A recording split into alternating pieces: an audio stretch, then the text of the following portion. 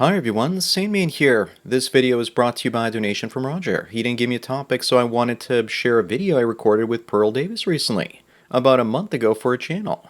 I'll share it in just a moment. But first, let me tell everyone about today's sponsor, MedVPN. If you're surfing the internet alone without a VPN, then you're surfing with Justin Skippy Trudeau. I use MedVPN to hide my location from the Canadian government, to keep my freedom of speech, as well as to sail the high seas and download movies and TV shows without potentially getting sued by lawyers. MedVPN offers unlimited data traffic, no logs, a kill switch in case your VPN temporarily goes offline, and it's only $2.45 a month on a 24-month plan. Keep your online activities private and free. Sponsor link is down below. Anyways, here's the video, so enjoy. He has been in the space for 10 years, which is crazy. Welcome to the show, Sandman. Thanks for having me. How have you not been like banned at this point? Well, I've been demonetized. I was demonetized originally in 2018. See, the thing is, when I started doing this, YouTube didn't really, like, nobody really knew that there was actually a social change or cultural change. So for the first 3, 4 years, most MGTOW content creators flew under the radar. They were going after people for copyright more than anything else, for using like 2 or 3 seconds of fair use clips. They weren't going after people for things like hate speech. It wasn't until 2017 when the adpocalypse happened, when PewDiePie started to like make anti-Semitic things or things they thought they were anti-Semitic, that they actually started going after people for hate speech. PewDiePie, that's like a YouTuber, right? I don't. Yeah, he was the biggest YouTuber from, I think, 2013 till 2017. And if you look it up, like the adpocalypse of 2017, all of a sudden we woke up one day and all the advertisers were deciding to pull ads off of YouTube because they started finding all this hate on their, like, next to their ads. So overnight, everyone's ad revenue dropped by like 90% until YouTube started to clean up channels. And at that point, they started putting most of my videos in limited state. I had to appeal every single video to get monetized. And that was going for a lot of people back then. So are you remonetized now or no? I monetized on my Sandman 2 channel.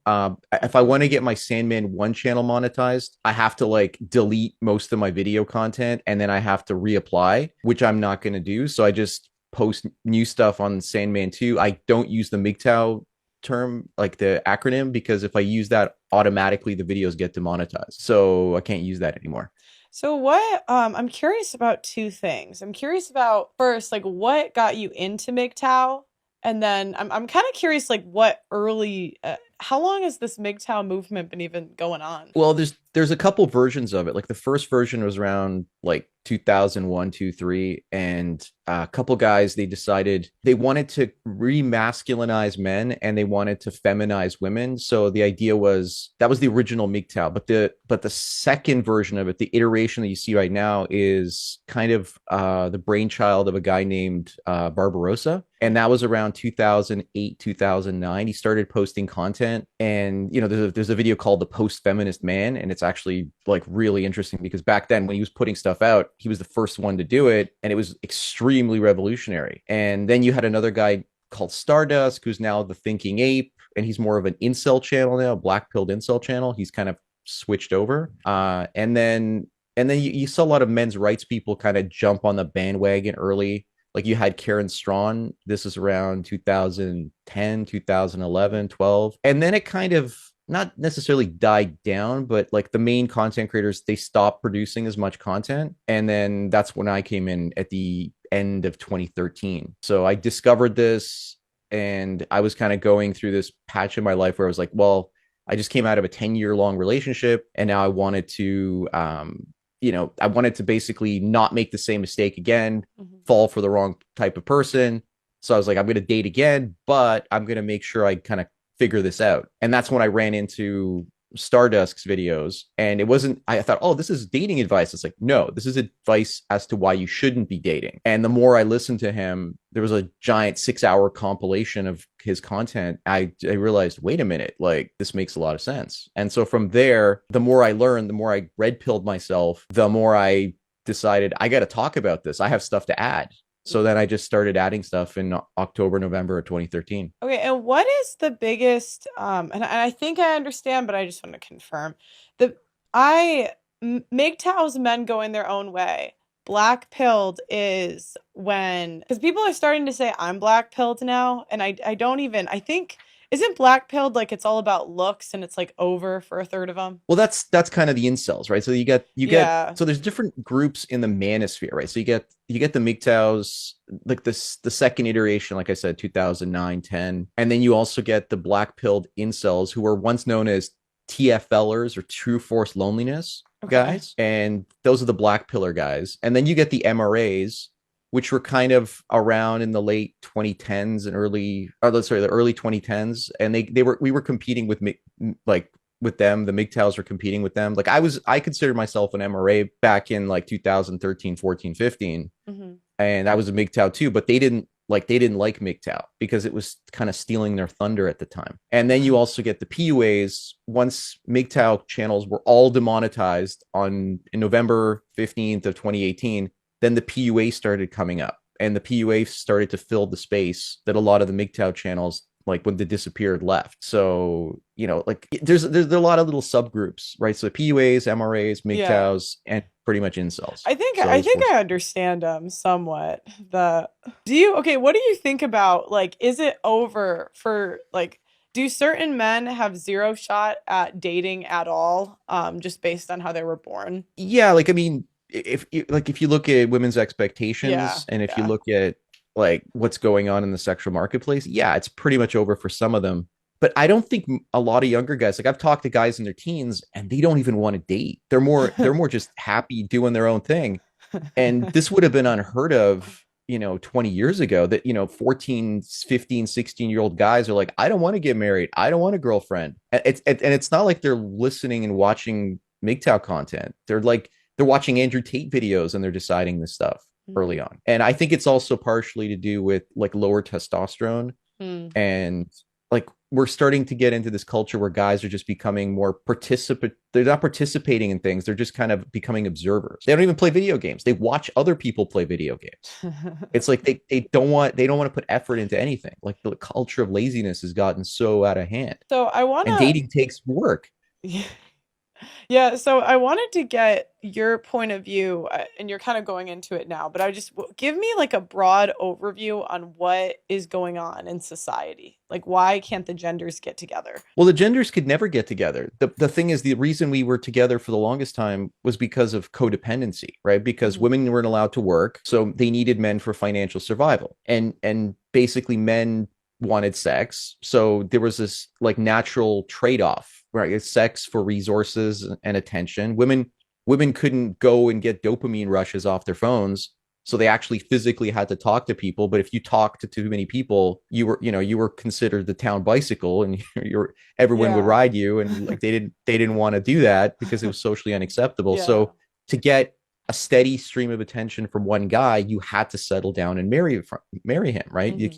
you weren't going to get that from like dozens of simps and orbiters like all over the place. So now we've gotten to the point where that dynamic is out of whack, and now you're starting to see like society break down. Yeah, and so do you so when I look at the future, it looks kind of grim to me. I'm like a happy person, so I people think I'm like a doomer or whatever. And maybe you get this too. Like it just seems like the birth rate's going to keep going down and we're just going to get Well, fatter and families are going to well, kind we of go okay. away. Go So ahead. Go so ahead. the problem is the fertility rate is collapsing, Yeah. and it's going to get below one. Like it's already dropped below one in places like South Korea. Yeah. This is going to accelerate, and so what eventually like every population will half every generation. So you're looking at within like 100 to 200 years, you're looking at the populations falling by like 95%, right? Like this is like, Wow. yeah, Really? because think about it. I didn't even If think about it like that. Okay. so like imagine right now you've got 50 million South Koreans, and imagine the next generation is half. So it's going to go from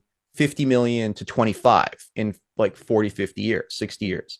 Then it's going to go to another half. So it's going to drop to 12. So the 25 is going to drop to 12. And then from 12, it's going to drop to 6. And then from 6, it's going to Yeah. drop to 3. So within 4 or 5 generations, you're looking at going from population 50 million to 3 million. So all of a sudden, you can't run a civilization when your populations drop that fast. So the thing is, marriage is a social technology, right? We use it to procreate, to have relationships that build a society. Christianity is a social technology. So we need a new social technology that's going to stabilize fertility rates, and like we need a culture that like promotes like birth. Like there has to be a reason you have children. And right now we don't have reasons to give to people that have children, right? So we're going to have to figure that out. So like it's not just as simple as, oh, like men and women need to get married. It's like, yeah, we need a new like software update for Right. the human species. Well, That's what we need. and the way because I kind of, when I first got, I don't know if you saw me reacting to your stuff like years ago, like two, three, some of the stuff I would see, I'd be like, wow, this is kind of harsh. Like, why don't they want to get married? But then I started to realize that men can't interact with women without a legal consequence. So I was like, at work, there's a legal consequence. And I think you had a video that kind of broke this down. You did like usually you do a really good job of like simplifying things. Yeah, But there's a term that's basically like, unless you can take a complicated thing and simplify it and explain it to everyone in very plain language, you don't understand the thing yeah, you're talking. And I yeah, think that's what a lot of that's why like my channel kind of took off back in the day, is because a lot of the people who were talking about this were using complicated academic language. They yeah. weren't using plain language that everyone could understand. And I wanted to make this very much about I wanted to make it mainstream, and they were not happy about that. They didn't Mhm. want it to become mainstream. So there were kind of arguments from them with me on that one. Mhm. So wait, they don't want it to be mainstream? No, the original, like the back in the 2010s, they didn't want this knowledge to be mainstream. They wanted to keep it kind of like, especially guys like Stardust, they wanted to keep it very much like out of the mainstream, because they wanted to be like their own little club, their own little group. Oh. And my whole goal was to make it mainstream, and they were very critical of this. They did not like this. Well, in a way, I guess the way I see it is men are so logical. Like they just kind of look at the risks and the rewards that regardless of what we say, I think men are going to walk away from marriage and relationships regardless. Like, because I'm just like, if women are bringing less than ever before and there's more risk than they're taking than ever before, it just seems like even if like there was no manosphere, none of this, I think men would walk away regardless, just maybe a little slower. Yeah, it's just I'm just basically accelerating it, right? Yeah, That's pretty yeah. much, and like you're accelerating it massively. Like, the thing is, I wanted to make it mainstream, and you're exactly what I think needs to happen. Like I think we need to make it mainstream faster, because Mhm. right now, like, people are sending me articles saying like the government is starting to freak out. Why aren't guys getting married? Like the Capitol Hill paper is starting to like ask this question, right? They're like, what's going on? It's like, so It's politicians are like that was starting to like pay me attention. 3 years ago. I was like, "What? They don't want to get married?" 4 years ago. Um, but okay, so what do you see? Because I guess the way I look at it as before, like 100 years ago, there was a patriarchy, and when they gave women the right to vote, like that, it's gone, right? And then it seems like when women got more and more power, basically we just kind of did bad stuff. We made a justice system that oppressed men. We made a what do you call it? Family Abortion, courts and yeah, stuff like family that. courts, abortion, you know. So Yeah, the move, three things you get family courts, you get abortion, and you get the pill. Those three things yeah, affected fertility rates in the 50s, 60s, that dropped us below replacement level. correct, correct. So what do you see like moving forward? I always talk about women shouldn't vote. I don't necessarily, I mean, I believe that to my soul. I don't know if they'll do it. Do you think they're going to go towards more like egalitarian policies or more patriarchal policies? Well, we had egalitarianism like in the 90s. Like when I was growing up in the 90s, Hmm. like things were pretty equal. Like it was equal opportunities.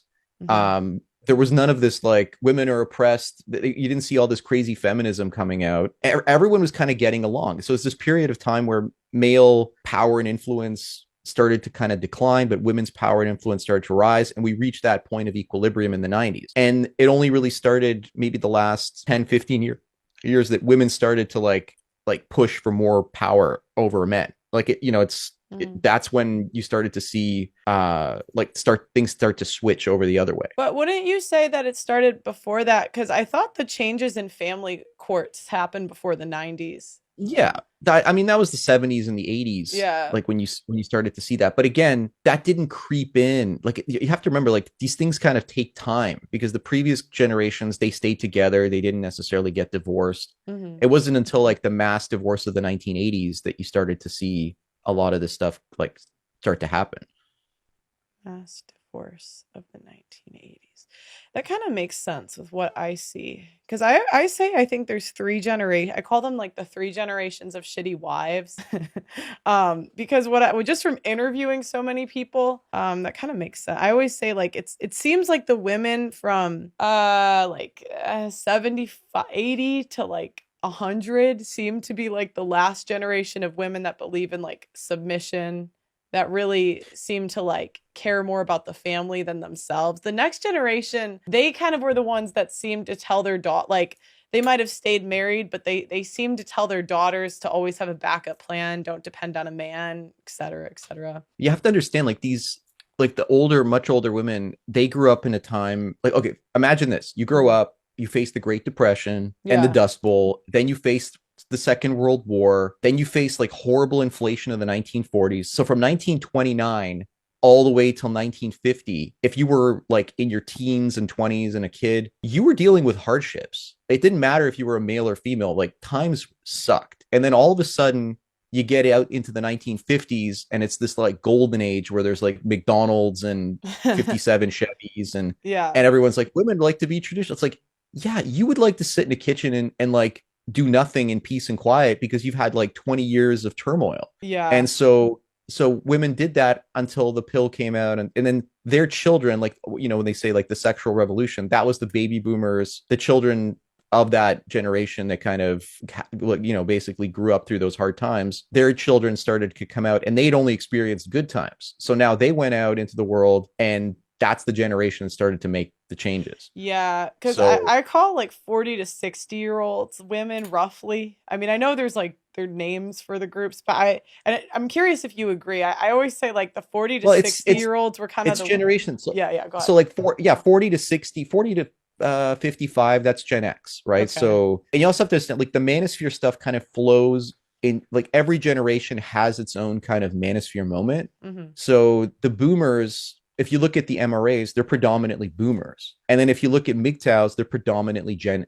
X. And then if you look at, you know, let's say the second half of Gen X and the first half of the millennials were MGTOW. And now the Zoomers, that's where you're starting to see the black pill incel guys, right? So Yeah. every generation is kind of taking on a different value system when it comes to the manosphere. Okay. So it goes basically, it started Let's with, say yeah, go ahead, go ahead. the second half of the boomers and the first half of Gen X, that's MRAs. The second Hmm. half of the Gen Xers, this first half of millennials, that's the MGTOW sweet spot. Hmm. Then now you're getting into the millennials, the second half of the millennials and the first half of Zoomers. That's where the black pilled incel stuff is coming in. So as every generation kind of moves forward and like eventually disappears and stops being influential, that's dominant culture that kind of takes over. So do you ever, because I always hear tradcons say we need a return to traditionalism. Do you see it ever coming back? Like, is it No, possible? like it's kind of like, I don't know. I watched a couple of your videos. I think you were talking about orange pilling yourself about like Bitcoin and stuff like that. Oh yeah, I was So very confused those whole videos. But yeah, yeah, yeah. there's all these pills, right? Like, but the Hmm. idea is, you know, we used to use gold as money, and then now we're using paper money, and then eventually we're going to switch over to some kind of digital money. So Okay. like going back to tradition at this point is not going to work because a woman can pick up her phone even if she's sitting at home and she's traditional, and she can get all the attention she wants from guys on her phone. So the only way that that traditional tradcon thing worked was based on the Oh. technology was a lot simpler back then, right? Like Oh. you can't go backwards in time. Because Like you can't uninvent all these things. Okay, because that was kind of the red pill moment that I had was when I started interviewing guys for the divorce documentary. And when I started, I was like, what are you guys complaining about? I know some good chicks. Until I kind of would meet the good, not the good chicks, but like the husbands 20 years later, you know, so like it's not like the girls I grew up with are divorced or whatever, you know. But and then I would realize there'd be one like, 'cause I'm in London, it's so diverse. There'd be one that was Muslim, one that was, British, one, and so it would be like every single background. It didn't even matter. Like, it was the same patterns. And I was like, but I kind of had the connect that social media, like, we're just so influenced, I guess, by social media that it doesn't even matter where you're at in the world unless they ban phones, which, I mean, we'll probably still get them, No, I mean, like yeah. Afghanistan, they're telling their like they banned phones in Afghanistan, but if you're a good fighter in Afghanistan, they'll give you a phone. So now, like you have to understand, phone is like it allows the mind virus, the woke mind virus, to enter your brain without you even realizing it. Okay. And that woke mind virus like reprograms you to basically lower your fertility rate, to watch like adult material, to start talking to people and getting your dopamine rush on your phone instead of human social interactions. Yeah. And so it's literally rewiring the brains of the entire species. And nobody Wow. really like talks about this. Nobody really cares about it. And it Wow.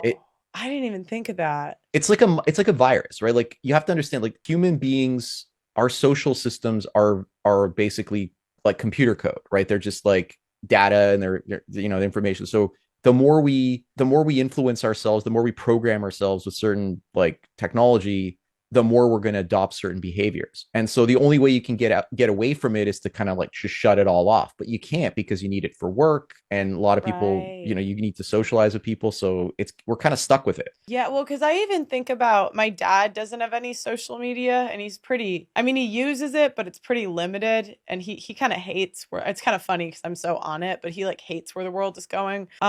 But it's like interesting because sometimes I talk to my dad, like some of his friends, and I think like the way they talk is just like different. Like, it's interesting how even social media has almost influenced the way we speak to each other. And I can't Well, really describe it. Like, I wouldn't be able to tell you like what's different. I could just tell you it is. well, our parents' generation, it's like they're very limited when it comes. They still interact with people face to face. They don't necessarily use technology. They use technology to keep up with their friends. Like they'll go on Facebook and they might like send their friend Yeah. a message, and like that's the limited extent of their social media usage. Or they might use something like like Skype, or they might they still want to like Correct. FaceTime Yeah. people. They still want that. Yeah. But our generation's like I just text people. I don't talk to people necessarily. Conversations have become like a luxury for a lot of people. Face to face communication. So you're Wow. seeing an entire generation becoming stunted because they don't know how to communicate face to face with other people. Wow. And I had this thought too that it's almost like, when you were a loser in high school, you couldn't interact with the popular people. Do you know what I mean? But it's almost like, how do I put it? It's like a weird social dynamic where like people, and I know it's very clear in women in dating, but I was even thinking of like the female influencers and stuff which, irony, I wasn't popular, shocking. But like, but it's like weird. It's like they, even like loser people have access to like popular people with social interaction. So it almost like, I'm sorry, I'm like not Well, communicating no, no, this I know. right, I but like look. It's like yeah. I do like coaching calls, right? So people are like, they'll pay me. We'll do a coaching chat, and it's like they get access to talk to me, right? So they get to pick my brain. So now, like it allows you to connect directly to people that you wouldn't have had access to Correct. before. Yeah. And so now that also changes like the social dynamics, because if I want to meet experts in specific fields, like I can reach out to someone. I'm like, oh, I want to talk to so and so about, and I, as an influencer, quote unquote influencer, I send them a message and I'm like, hey, do you want to do a podcast? And they're like, yeah, sure, because they see that I'm going to get them maybe a little bit of attention, or maybe they find what I have to say Hmm. interesting, and then that kind of allows me to access people that I want to talk to. Hmm. And so we now have access to all these incredible people that we didn't have access to before, because we were all scattered throughout the world and we Right. couldn't kind of communicate. Like you needed to be in a city like New York or London Right. to actually have access to the really cool people. People used to have to go somewhere to meet all the cool people. Now you could just go online and have direct access to them Yeah, you almost anywhere. have a better shot. I was think you almost have a better shot at like DMing 100 celebrities with a good profile than going to a high-end like club or something. Yeah, exactly. But the thing is, the celebrities, like what people see as celebrities, like older generations see them as like movie stars and like musicians, but we Yeah. don't see that anymore. We don't care. Like, oh, another actress that's all washed up. Like, we don't care. We're like, oh, who's on YouTube? And it's like the older generation doesn't understand this, that their influencers and their idea of fame has shifted, and they don't kind of understand that. You know what was interesting? I met have you heard of the D'Amelios? No. So they're like the biggest and they're probably kind of they're probably kind of washed. Like, I don't think they're as famous anymore, but the daughter was like the biggest TikToker. Like, she had like 150 million followers, and it was her whole family. A couple years ago I had dinner with their family, and it was so interesting to see how like these influencers were like the most sought after people, but even at dinner everyone was just on their phones. You know what I mean? Yeah. So it's just interesting because it's like it even changes family dynamics. Yeah, I mean, like, people are just stuck on their phones all the time now, and it's like, I remember, I don't know, it was like 5 years ago. My brother was getting married, and my cousins came from Europe, and my mother was freaking out at everybody. She's like, "You don't want to talk to anyone. You're on your phones all the." And like literally, there was this huge blow up because everyone was on technology but her, and she felt kind of like isolated because everyone Yeah. was there, but they weren't talking to her. Right? So, okay, so and she doesn't understand this. She's like, everyone's crazy. I'm like, no, the world has changed. Like, you have to Right. stay with the program, right? Like, and she couldn't understand that, Aw, right? she seems so sweet. It's like, aw, this poor woman. It's like, what the hell's going on? Um, Well, yeah, it's but the thing is, like, it's the world changes and people just they don't keep up with it, right? Like, and then all of a yeah. sudden they're like, I have to learn all this internet stuff, and now the world is imposing all of the stuff that it wants onto her, and she's not happy about that. So So what do yeah, you, but yeah, like you were saying, go ahead. no, go ahead, go. Yeah, you see these influencers that you met, like, so you, like, you're saying that they didn't even want to chat with each other or anyone in the room. They were just kind of busy dealing with their social media because they were probably getting like inundated by stuff. Well, and I was even thinking back in high school, because I'm 26, I'm almost 27. I was thinking about like going to like a party, or it was like bonfires when I was in high school, and like people would take a couple pictures for Facebook, and that was like it. But I was thinking about how even like parties, or if you go to a get together now, it's like these bitches have like photo shoots at the door. I'm like, how many pictures do we? You know what I mean? And it's like you can't do anything without being recorded. And I remember thinking this even before like I was on YouTube or whatever, and like, people do it for different reasons, but like I was just thinking how you used to be able to like hang out with your friends and just do stuff, but like there wasn't, it almost like changes the interaction of people because now there's always someone recording. Yeah, it like a good example is like when I was 25, 26, I went to the Grand Canyon, and I have photos from the Grand Canyon of the crowds, and there were like maybe 20 people in a photo, and Mhm. like all like standing watching, looking at the view. And then I have videos that I filmed like 10, 11 years later, and literally there's like 1,000 people there, and everyone's taking a selfie. And I'm like, I was there taking photos on film, on a film camera. And because I love photography, that's something I've been involved in like 30 years since high school. So now everyone is like doing the stuff that I was doing like 20 or 30 years ago. And they're all like trying to like get attention for it and post it online. And, Yeah. it's, and, 20 or 30 years ago, I was into Star Trek, and everyone hated Star Trek. Like, everyone was like, this is nerdy. Nobody wants, and now everyone's like, I'm like, what are you doing? So the culture is literally like 20, 30 years behind. And then when it gets to the thing that I was doing like 10, 20 years ago, it just like it completely destroys it. It changes it. Right. So it's Right. kind of interesting. So right now I see, going forward, I see fertility rates collapsing. I see like the sexes just refusing to talk to each other, people just sitting on their phones, completely atomizing from one another, no longer communicating with one another. The ability for humans to interact is going to decline rapidly. So the humans can still communicate with each other are going to have a massive advantage compared to everybody else. And right now, I don't know if you're like seeing on YouTube, but there are so many new channels. There's so many influencers. Like, everyone's just flooding into the space. Mm. And, even with like Twitter, everybody wants attention because we're in like an Yeah. attention economy. And now everyone wants like as many followers as possible.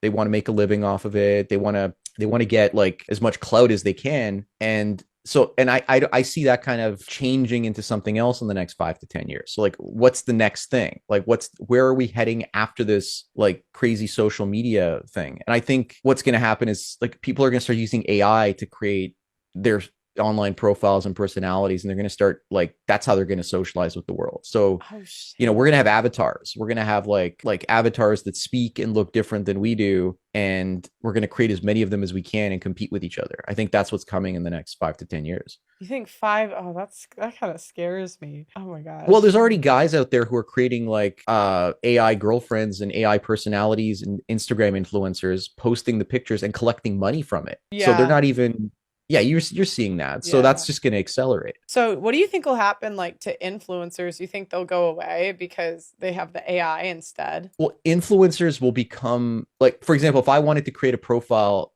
if I wanted to create like some guy that looked like a Chad, and I could put that up, and I could basically talk, and it would be like this like it would be that Chad, that crazy Chad meme that they use, but that Hmm. guy just talking, and then everyone would be like, oh my god, that's the Chad guy talking. It's like, but that's a complete construct, and I think people will follow avatars. They're not going to follow individuals. So if you're an influencer now, you'll have to like you could create other influencers and then promote them, and then you could have like a bunch of influencers that you control, and they'll all say different things, and you could get AI to like write the scripts for each one of them and like generate the videos, Wow. and the attention will be even more concentrated to fewer and fewer hands. I think that's where we're heading. What, so do you, is there any way to like stop this revolution? Because like when I'm hearing you talk, this sounds really depressing. and But what's and so I depressing about it? Like well, and what are you I've feeling kind of bad? had the same like thoughts recently where I'm like, oh shit, the birth rate. Well, because I'm like, the birth rate collapsing is kind of depressing. I mean, like So what we need to do, we need to find alternative solutions. So like I've been looking at this. There's a couple you could talk to, Malcolm and Simone Collins. okay. They're basically living in Pennsylvania, and they've I think they've got like 3 kids right now. They want to have like 10 or 15 kids, and what they're doing is they're genetically selecting their embryos. So they've created all these embryos, and they're selecting which kids they're gonna like have based on the qualities and traits of the embryo. They're saying, oh, the embryo has these genes. They're sequencing the genes of the children that are unborn and deciding which children to have. So you've got like hundreds of embryos, they've all been implanted, and then you're like picking which ones to give birth to. And so their whole thing is like they're selecting genes. They're basically doing in eugenics to some extent. So this is the future. People are going to start selecting they're going to start selecting which children they're going to breed and which children they're going to have. And they're also talking about building a culture that's going to foster reproduction. So this is kind of the thing we're working on, and like it doesn't matter what your culture is. There's going Hmm. to be multiple cultures that all compete with one another, as long as you start reproducing. Like my whole thing would be like, if I was going to reproduce, like when I first got into MGTOW, my first thing was like, okay, like I can't be in a relationship again, so how would I reproduce? And I'm like, well, I would hire a gestational surrogate. I would buy eggs from one woman. I would basically hire a lab, fertilize those eggs, implant them into a surrogate mother, and then 9 months later I have a child delivered to me. And so that's how I would reproduce. I would have children through surrogacy. But now I'm kind of leaning towards more like, if we allow it, cloning, because I think like if you clone yourself, then all of a sudden you can basically you can raise yourself in a sense. So there's this like continuity of you basically. Like I think cloning would appeal to a lot more people because people are becoming increasingly narcissistic. So cloning would kind of like feed into that. It's like, oh look, it's mini me, right? Like you can just kind of raise a younger version of yourself. And like people are gonna be like, cloning is immoral and it's like it's against God and blah blah blah. It's like, yeah, but no one's having children. I would rather there be a bunch of clones than no next generation, right? Right. So like yeah, I kind of like cloning because it's like having a younger brother and also having a son at the same time, because it's technically like your younger twin brother or I, younger twin sister. See, I hear what you're saying, but it kind of makes my like I kind of feel sick thinking about that. I don't know. I don't know. I'm just like a Catholic, so I'm like I understand where you're like there's no other alternatives if people aren't having kids, Well, but well, Catholics, like even most Catholics are not, like the population of Catholics is falling, right? yeah, Everyone, I know. I know. it's not a religious thing, or it's this It's like social a mind virus that's entering our heads, and yeah. it's getting us to become more like selfish and self-centered and we're not reproducing. So unless like the only way it kind of ends is with a complete civilizational population collapse, and then eventually the systems that make us this way collapse, and then we can't rely on them anymore. It's like they're saying like people who live in cities, they're moving from the countryside into the cities. This countryside is depopulating. Eventually the cities are going to collapse because there won't be anyone producing food on the outside, and the people in the cities are going to have to migrate back to the country, or they're going to starve because there won't be anyone doing the work. Then we have AI coming in. And if AI starts to do all the work of the farmers and the people in the countryside, then that's just going to get, then the population collapse in the end is going to get even worse. So, because like my biggest fear right now is AI starting to do the thinking for us, right? So people are going to get so lazy. Like if young kids don't want to play video games, they would just watch somebody play video games. Now they don't want to write their own essays. They get ChatGPT to write their essays. Like soon enough, it's going to be like, no one's going to want to do anything. Well, and no one will. Like, no, So wouldn't go ahead. that like so? Because the way I think about that, I think of sewing, right? Like people used to sew their own clothes. Now they're like mass produced. But if the people like if we didn't have enough people to fill the jobs that like mass produce the clothes, but no one knows how to sew, wouldn't that like be a problem? Well, they'll eventually just get 3D printing to create the clothes, right? So, Okay, well, never mind. program the computer, it'll print the clothes, and that'll be it.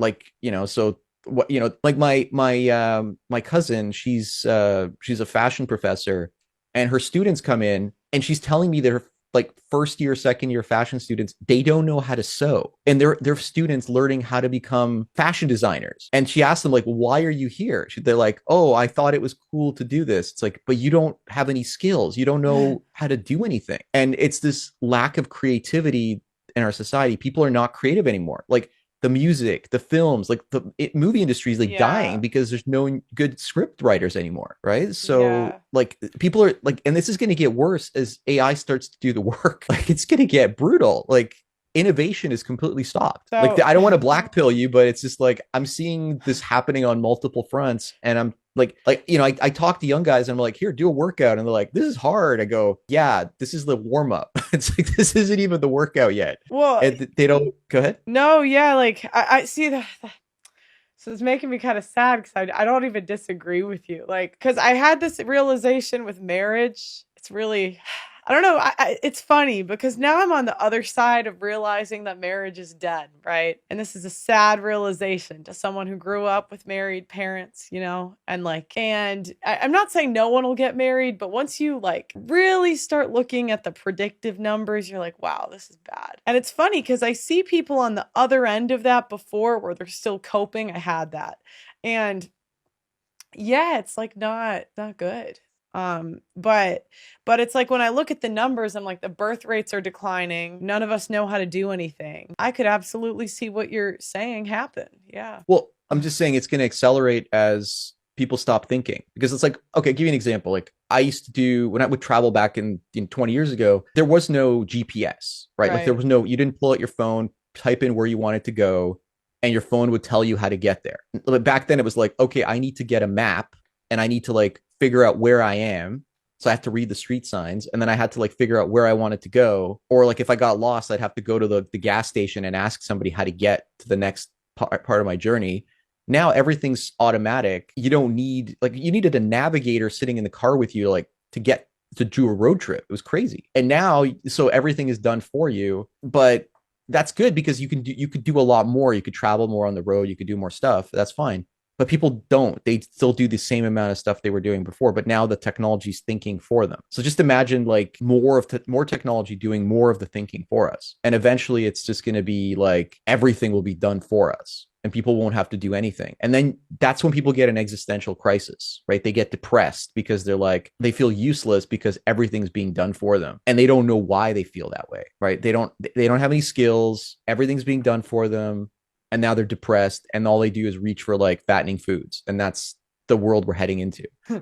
Like you could kind of see that with what happened with COVID. Like around here, like older people, they still maintain their weight for the most part, but younger people, they like balloon, they gain like 30, 40, 50 pounds, and you're Right. kind of like, well, why are the younger people? Because the younger people are using technology, they're sitting at home more, they're not interacting with anyone else, and that's why they kind of gained all that weight. Do you see like I'm just thinking in terms of sports and like other I guess creative activities. Do you like when I think of volleyball like 20 years ago to now, I'm just talking about what I know. It's progressed. Do you think that you're going to see a regression in the arts too? Like sports, Well, the arts, you're already that's okay. Like let's take music for example. Like how many really like amazing artists have we seen in the last like 10 or 20 years? We like compared to the 80s and 90s, like we're not seeing that many artists. Like films peaked out in the 90s and early 2000s, and that was it. Like now, like these studios are like, look at Disney, it's like failing, right? Like because the quality of the writing is getting so bad. So that's a progression. That's like getting worse and worse. so Our do you, entertainment is, go ahead. so do you think the demand for creativity will increase then? The demand is always there. It's just there's not enough people meeting the supply. Like there's not enough people producing the content right now, or they're not producing high quality content. So that's what's really happening. Like you're not seeing, like, people want good content. They want to be entertained, but if something is boring, they're not going to watch it, right? Right. Well, I'm just wondering because they say AI and technology kills creativity, but I'm wondering if Yes. you'll ever see like a demand for it come back. Because then wouldn't you think then people would learn how to like write better and do all that stuff because like no one else can? Well, here, I'll give you an example. Like I write every day. For the last 10 years, I've written the equivalent of 6 pages a day. So if you took everything I wrote, which I have all saved in text files, it's like literally the equivalent of like 110 or 20, like 200-page books. So like it's just a lot of written material, right? That's a Mm. lot of stuff. And then if somebody, people a couple of years ago started copying my material, they would take my video, they would put it into like voice to text, and it would copy everything I said, and then they would put it into another voice synthesizer, and then it would just repeat everything that I had typed up in another voice, and then they would upload it, and they would monetize it, and they would collect money off of my content. And I complained to YouTube, and YouTube did nothing about it. They're like, well, you have to prove that this is your video. It's like, these are my words. Like they're literally just taking my words and repackaging them. So basically, the creatives are gonna get robbed. That's what's happening, right? Because it's like, imagine if I can just go through my entire back catalog of 3,000 videos and just copy someone's 3,000 videos and in another voice add an avatar Oh, saying it. So what incentive do I have to create a content if I'm just going to so get robbed every time? I don't have an incentive. I oh. can't make money because everyone's stealing my content and making the money off of it. Well, is there anything like okay, because you can't stop technology, right? So No, so because that's what I always hear, like trad cons, we need to go back, we need to go back. And you can't go back. Like do you think countries like Afghanistan will be able to successfully keep technology away from the general no, population? No.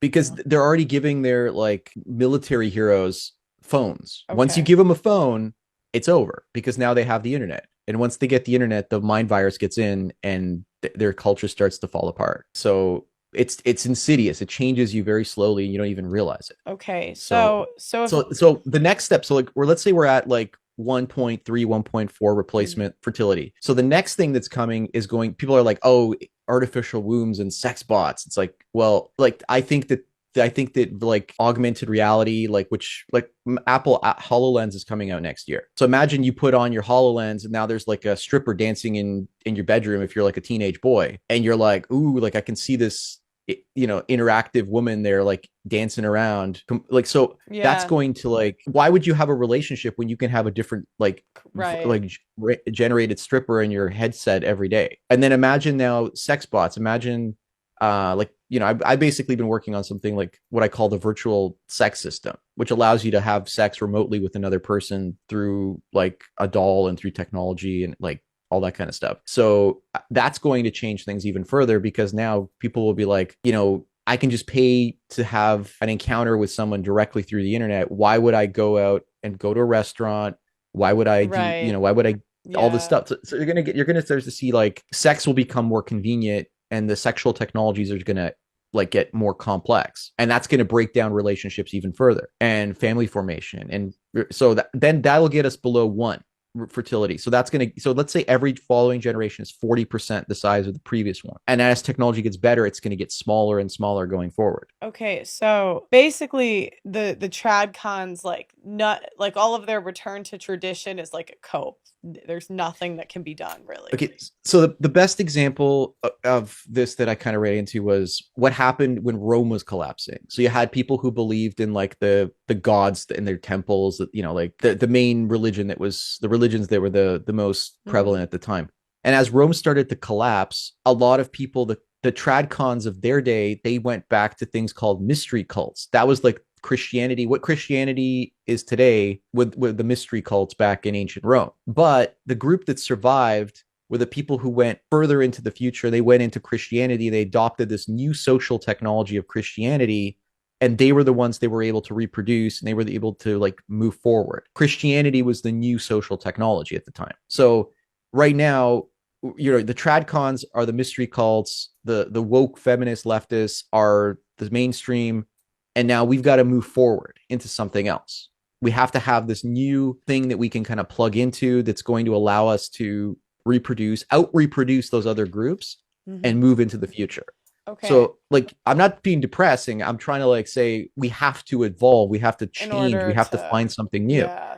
And the way you see that happening is cloning, and Well, basically like it's going to be a like tech. number of different strategies. So Okay. like right now, like the only two groups that are out reproducing everybody right now are like Orthodox Jews and the Africa. Amish. Oh, really? I was gonna say I thought Well, Africa. Africa is still out reproducing, but They're dropping Africa's too. Yeah. yes, the woke mind virus is getting into Africa, and Yeah. as a society makes a family makes over $5,000 a year, that's when fertility starts to collapse. So the Okay. moment African prosperity rises and the incomes go up, that's when the fertility rates are going to crash. So, give you a good example, I work with the Jamaican community, and I do a lot of Jamaican weddings, and like I work with musicians from Jamaica, and their fertility rate is below replacement too. So, and they're very traditional as a society. They're like, you know, the Baptist churches that they go to and all, and even they're below replacement. So everything is falling. It doesn't matter. It's because they're prosperous, because they have money. Once you have money, you're like, well, I have a good life now. Why do I need to have these children? I don't need them to work on the farm. I don't live on a farm Yeah. anymore. So Yeah. it's like all that, you know, all that kind Well, of stuff. it's funny when you're talking, I can like hear your videos. Sometimes, like I could like hear the. Do you use a voice over thing or is it No, is I yours? just I just talk kind of weird, and Yeah. just to kind of throw people off. But like my normal voice, people are like, I want you to do all your videos. And I was like, no, because I script everything, and then when I read it in a certain way so that like I can edit it all together. Yeah, I'll just hear like bits of like your video voice. I'm like, "Oh, there it is." So, Yeah, there you go. is your prediction that the Amish won't survive either cuz they're like the people in Rome that were saying to stay the old way? Well, okay. The Amish are like a community within a community. So like the Amish are, you know, if, I don't know if you've ever been to like Amish country in Yeah. Pennsylvania and stuff. Yeah.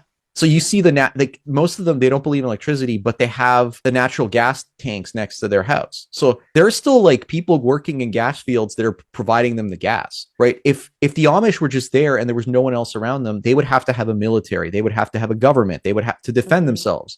Mhm. But they're relying on the outside culture to protect them. So once that outside culture starts to fall apart and disappear, they're on their own. They're going to have to change, and they're going to have to become more sophisticated. And when they do that, they're going to lose their Amish qualities that they have, because they're going to have to evolve. Oh, because So so it's if you don't evolve, then you don't have the technology, so you can't compete as a civilization. no, and if you evolve, then you start to become like you start to have urbanize, you start to Right. become more, and then eventually once that happens, your fertility rates collapse. So, you Wow. know, so like that's Do why you like people think like do you go think ahead. we've ever had technology like this before and we just like maybe the civilization collapsed or something? Well, it's not about the technology. It's about like urbanization, and it's about like Rome, ancient Rome collapsed. The fertility rates collapsed there. Why did Mhm. they collapse? Because people were prosperous. Like once we become affluent and once we have wealth and of a certain level, and comforts of a certain level, we just start getting lazy. So what we have to do Mm. is we always have to keep challenging ourselves, but it's hard to challenge yourself when everything is more becoming more and more convenient. You Easy. have to willingly take on suffering, and you have to willingly sacrifice for the Oh, future. oh my gosh. I had this thought. Okay. I had this thought about how like it's almost like when you cook versus when you order food, like cooking almost gives you like a better mental, and I can't describe it, but it makes you like mentally better almost. Like it makes you more, Well, you have to be disciplined, right? Like yeah, you have to pay yeah, attention to like the temperature, you have to pay attention to like the procedure, and you have to yeah. like you're like, I'm bored of this, I have to cook something. Like I've been dealing with like health issues that I've had to deal with, and I've had to eat a very regimented keto diet for the last 5 or 6 years. So that means I don't eat sugar, I don't eat carbs. All I eat is like fats and protein. And I eat like leafy greens, meat,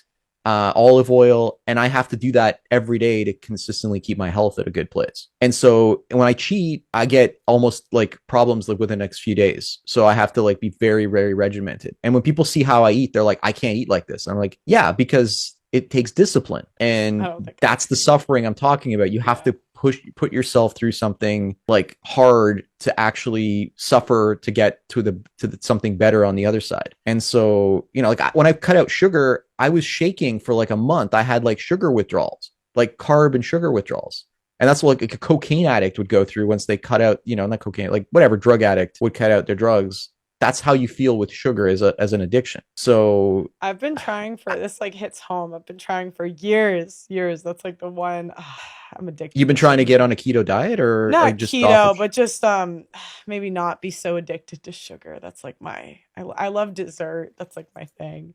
I like but it's not just the sugar in like in like sweets, but it's also sugar oh in yeah. bread. Like bread is sugar, Yeah. tomatoes are sugar, Yeah. like any fruit is sugar, all of that. Like I had to cut all of that out. Oh god. So You're better like than my me. problem was like I'm losing too much weight. How do I keep the weight on? Like I was like scared that I was gonna like die of like malnutrition and like too much weight loss. So I had to like I pumped up olive oil, and if like ancient societies, they would eat a lot of olive oil, like the Greeks and the Romans, and that's what their diet was based on. And that's why one of the reasons they were so healthy is because they would not eat carbs, they would eat fat. And fat, basically, our body can run on fat or it can run on carbs. It's like the difference between like sugar is kind of like regular gas, and like premium gas would be like fat. Do you so do you think there's like are you of the thought, because I'm careful with my words, but basically there's like a thought on YouTube and among conservatives that there's like elites behind everything, that this is their plan to like depopulate the earth. Do you think that's something that happens naturally, or it's like an agenda? Well, like I don't know if you've ever heard of the mouse utopia experiments. No. Have you kind of read into that before? Or No. no. No, I don't know it. Okay. So there's a social scientist, Dr. Calhoun, back in the 19, I think it was like 40s, 50s, 60s. He created these rat and mouse utopia experiments where he put these mice and rats into this like environment that he built. And he would put like, they had all the unlimited food they could eat. They had all the water, and they had as much space as they wanted in there. And what happened was the populations boomed at first, and they were all kind of like, they were like the urban mice. They were given like the easy life, and the population exploded at first. And then once like things got too easy, they started becoming like abusive towards one another, and like all the same problems we're seeing in our society right now is pretty much what's happening in urban cities happened to these mice in the Calhoun experiments. And so the elites, they're saying, some people are saying the elites decided that they were going to shove everyone into cities so that they could kind of reduce the population. But the problem is, I think if the elites really plan this, it makes sense, because if AI starts to replace humans and does all the work, then we don't need 80 or 90% of the population, because 80, like the world will get on, the work will get done by technology, robots and AI will do the work, and you won't need this massive population, and we'll be able to save all our resources for coming generations. So I see this as a net positive, but in the meantime, it means the economies are going to shrink. It means that there's going to be a lot of suffering when it comes to deflation. Like the population is going to deflate, the economy is going to deflate, Why and do that's why you like Bitcoin. Go ahead. why do you see less people as a positive? When I kind of went on this journey of like red pilling, one of the first things that I kind of red pilled myself on was like peak oil. And like I as a child, I went to like Cuba and I saw what happened when they didn't have their oil supply. I went to former Yugoslavia back when in the 90s when they didn't have oil, and I saw what happened to an economy that didn't have enough energy and how people were hungry and societies were falling apart. And like people are like, "Oh, we're never going to run out of oil." I'm like, "Yeah, but the oil is getting more and more expensive."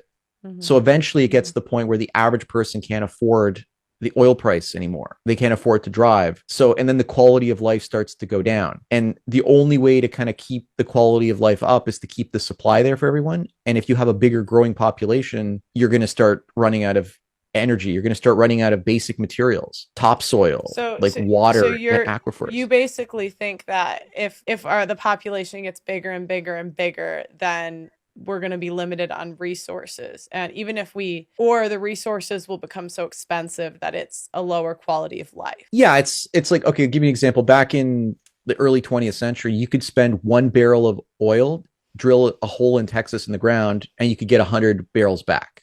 So Hmm. that's your energy return on energy invested. Now, like if you go to the tar sands, your energy return on energy investment is like 4 to 1, 5 to 1. So you got to put 1 barrel in to get 4 or 5 back. Once it drops to a certain point, like once it drops, you put 1 barrel in to get 1 barrel back, then there's no point in getting the oil out of the ground anymore because it's too expensive, right? Back in the day, we used to just drill holes in Pennsylvania and Ohio and oil would bubble up out of the ground. Now we have to build giant platforms in the Gulf of Mexico and Right. like deal with hurricanes and things to get Yeah. like oil Exactly. that's deeper and more expensive to pull out of the ground. Hmm. Hmm. So it just gets more and more progressively expensive until we start to run out of these things entirely. And it's not, oil is not just about driving. Like your car is made of plastic, that's oil. Your toothbrush is made of oil. Your computer is Hmm. plastic. Everything plastic around you, all of the hydrocarbon energy and materials are being fed like in through industrialization. Like your shirt, if you're wearing like any acrylic mixed shirt or clothing, that's made of oil. Everything's made of oil. So your food is transported with trucks that are oil. Pesticides and like fertilizers are made with natural gas, right? So like everything is made of fossil fuels. Even renewables are made of fossil fuels. So the only things that are truly renewable would be things like hydropower, and those things only make up like 5, 10, 15% of the energy. So if we reduce the population by like 80 or 90%, then we can have a sustainable civilization. Are But are people, go ahead. are you religious? You're not religious, right? I would consider, like, I used to be And very I Orthodox Christian. I used to go to church every Sunday. well, and Um, it's funny because I actually hate when people ask me this in interviews, but usually it's like a debate. But I'm more curious because I don't know, this is so anti, like, I'm Catholic that it's like making I don't know, this world is like that you're describing is so, I don't know, like it's giving me like the ick. well, like this stuff is happening. Like you Yeah, can't you I can't stop know, this, I know. right? Like, but you have to understand, I also do work as a wedding photographer and videographer. So I do a lot of, I do bar mitzvahs too, and so I Hmm. go and I go to like temples and shoals, Israeli shoals, and I also go to like Catholic churches, Orthodox churches. I'm shooting another wedding tomorrow, like Southern Baptist, Jamaican. So like I see, like there is in religion, there is like, I don't know how to really describe it, but I feel like a sort of spiritual energy when I enter a church or a temple. And it like I've had what people would consider religious experiences. Hmm. And so like I definitely think that something is going on. Like I don't know, I can't really describe, like, is it God? Is it the Holy Spirit? Like what is, like, there's this energy that I feel. Hmm. And like I definitely think it's there and it exists. And I've had experiences that, like I said, people would be like, "Oh, that's a religious experience. You experience this." I'm like, "Yeah, but you're telling me what I experience based on your perspective. You're not open Hmm. to it and saying, I don't know what this is. I'm going to keep an open mind until I figure out what it is." So I don't know why you're asking about the religious thing. Or you just kind of you just kind of want to stay with tradition, or you're just kind of I don't like worried. know. Sorry, I don't know. I'm more, I guess, curious. Do you think that's? I guess there's no stopping it. I just wonder if there's gonna be. It seems like whenever like we play God as a society, like there just seems to be complications that come with it. You know what I mean? So like when we're messing with like reproduction, when we're like what you were describing, like the eugenics, like picking the embryos or whatever. But why wouldn't you do that? Like, why wouldn't you right now I don't know. go I don't. and I don't have a okay, good so like answer. So Malcolm and Simone, what they did was they took her eggs out when she was in her early to mid 20s. She's now okay. in her mid 30s. So they have all these young eggs that were taken out at a young age, and then they fertilized them and they kept them, and now they're so the egg. So like imagine you going in and getting your eggs extracted now and putting into storage for later, so you could have healthier children, and you could pay a surrogate so you wouldn't even have to carry the child yourself. You could pay for a nanny, and then the nanny, you wouldn't have to raise your child yourself. You could afford that too. So like technically you could out reproduce everybody else. But Elon Musk is doing this now. Elon Musk's strategy is like have as many babies as possible. But that's not the point. The point is not to have 20 children, because the real issue is, will those 20 children have children of their own? And if the woke mind virus gets to those children, then they won't reproduce. Mhm. So it's not just about you reproducing, it's about making sure that the generation after you also reproduces, that there Mhm. is like a constant like continuity, Mhm. that so there's a culture that these children kind of fit into, that Yeah. promotes reproduction. So Yeah. so Elon Musk having all these kids, it's like even one of his children became Yeah. transgendered, and like I think that's one of the motivators for him to buy like Twitter and make it X, right? Because he saw that it was affecting his own children, and he's like, I got to do something about this. Yeah. Giving me a lot to think about this interview. Yeah, there's a lot going on. It's really fascinating. So that's why like I reached out to Malcolm and Simone, and like yeah, like we just threw these crazy ideas out there, and we want as many crazy ideas as possible, because eventually one of the crazy ideas is going to work. Hmm. And it's going to like there's a show called Foundation, and in the show the emperor of the galaxy, he's a clone. So every generation, there's a new clone that kind of takes power, and he's being raised by a mother who's an android. And so, like, that's when I got the idea for like the cloning thing. I was like, wait a minute, this actually works. Like, if you raise your younger version, and then that version takes over for you, then that's actually a pretty good thing, because there's a continuity, there's a culture. You're building something with continuity. Yeah, imagine we could clone like Trump or like Well, I'm a Trump fan, imagine, so imagine you're the clone number 20. So there's been 20 versions of you before. So like, and you can go back and you can look at